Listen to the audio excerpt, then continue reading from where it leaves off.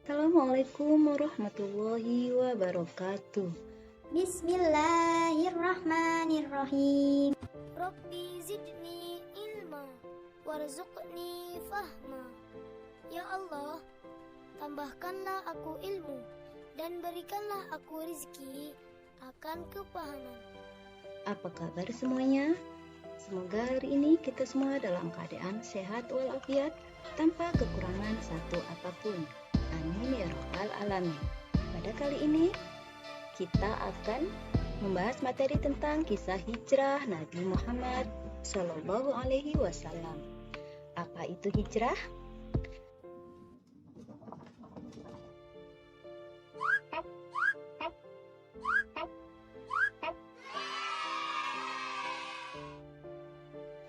Kalau kalian pernah pindah rumah atau pindah sekolah, itu artinya kalian sudah berhijrah. Secara bahasa, hijrah berarti memutuskan atau meninggalkan. Dalam Kamus Besar Bahasa Indonesia, hijrah ialah perpindahan Nabi Muhammad SAW bersama sebagian pengikutnya dari Mekah ke Madinah untuk menyelamatkan diri dari tekanan kafir Quraisy. Madinah adalah nama sebuah kota yang sebelumnya bernama Yasrib. Yasrib terletak di sebelah utara kota Mekah dengan jarak kurang lebih 450 km. Sebab-sebab hijrah Nabi Muhammad Shallallahu Alaihi Wasallam. Kalau kalian pernah pindah rumah atau pindah sekolah, pasti ada sebab yang melatar belakanginya. Demikian juga dengan Nabi Muhammad saat berhijrah. Sebab-sebabnya antara lain yang pertama, dakwah Rasulullah Shallallahu Alaihi Wasallam di Mekah kurang berkembang karena penolakan orang kafir Quraisy. Kedua, peristiwa Baiat Aqobah serta permintaan penduduk Madinah agar Nabi Muhammad Shallallahu Alaihi Wasallam tinggal bersama mereka dan akan membantu untuk berdakwah. Tiga, perintah Allah Subhanahu wa Ta'ala untuk berhijrah sudah turun kepada Nabi Muhammad. B. Kisah perjalanan hijrah Nabi Muhammad Shallallahu Alaihi Wasallam ke Madinah. Yang pertama, Ali bin Abi Thalib menempati tempat tidur Nabi Muhammad Shallallahu Alaihi Wasallam.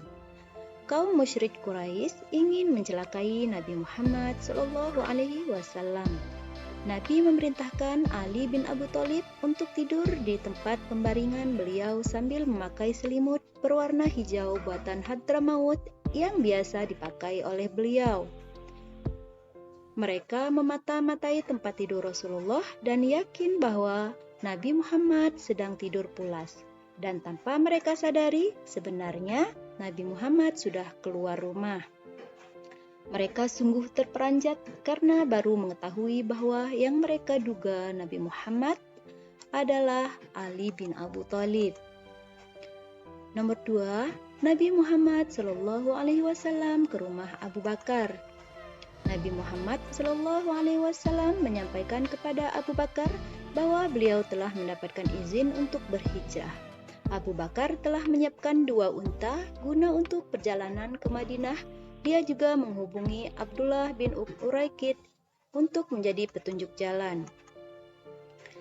3. Awal perjalanan. Pada tanggal 27 Syafar tahun ke-14 kenabian, bertepatan dengan tanggal 12 atau 13 September 622 Masehi, di tengah-tengah kegelapan malam, Nabi Muhammad Shallallahu Alaihi Wasallam keluar dari rumah Abu Bakar dengan melewati celah rumah Abu Bakar untuk menuju jalan belakang. Nabi Muhammad Shallallahu Alaihi Wasallam menempuh perjalanan dengan mengambil jalur selatan Mekah yang biasanya digunakan perjalanan ke Yaman, bukan jalur utara yang biasa digunakan menuju Madinah. Di dalam Gua Sur, 3 malam lamanya Nabi Muhammad bersama Abu Bakar menginap di dalam gua. Malam Jumat, Sabtu, dan Ahad.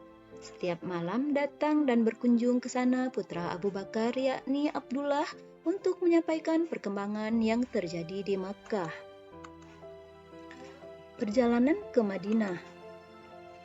Setelah berlalu 3 hari, tepatnya pada hari Senin 1 Rabiul Awal tahun pertama Hijriah bertepatan dengan 16 September 622 Masehi, Nabi Muhammad SAW bersama Abu Bakar dijemput oleh Abdullah bin Uraikid guna mengantar mereka menuju Madinah sambil membawa kedua unta yang dititipkan sebelumnya oleh Abu Bakar. Dengan petunjuk dan perlindungan Allah Subhanahu wa Ta'ala, mereka berangkat menuju Madinah melewati pantai Laut Merah, rute yang berbeda dengan yang biasa ditempuh oleh kafilah-kafilah yang menuju ke Madinah. 6. Yasrib menjadi Madinah. Pada tanggal 18 Rabiul Awal 1 Hijriah atau 23 September 622 Masehi, rombongan tiba di Kuba. Nabi Muhammad SAW dan Abu Bakar disambut dengan hangat oleh penduduk Yasrib. Sejak itu, kota Yasrib diganti namanya dengan Madinah. C. Hikmah hijrah Nabi Muhammad SAW. Pada peristiwa hijrah ini, Nabi Muhammad SAW bersama Abu Bakar melakukan perencanaan yang matang sebagai usaha untuk keselamatan. Sedangkan ketika berada di Gua Sur, Nabi Muhammad SAW dan Abu Bakar memasrahkan diri kepada Allah Subhanahu wa Ta'ala secara penuh. Setiap muslim hendaknya mampu menempatkan usaha dan kepasrahan kepada Allah Subhanahu wa Ta'ala dalam menghadapi suatu peristiwa. Harus ulet dan tawakal. Nomor 2, keterlibatan semua kelompok dalam hijrah ini, kelompok laki-laki dewasa seperti Abu Bakar, kelompok pemuda seperti Abdullah putra Abu Bakar, remaja seperti Ali bin Abu Thalib, perempuan yakni Asma putri Abu Bakar, dan yang terakhir golongan non-muslim yaitu Abdullah bin Uraikid. Perlunya keterlibatan semua kelompok upaya mencapai cita-cita bersama atau kerjasama. Yang ketiga, sikap Abu Bakar yang rela memberikan harta benda untuk perjuangan dakwah Rasulullah dan rela menemani Rasulullah walaupun dalam keadaan bahaya sekalipun.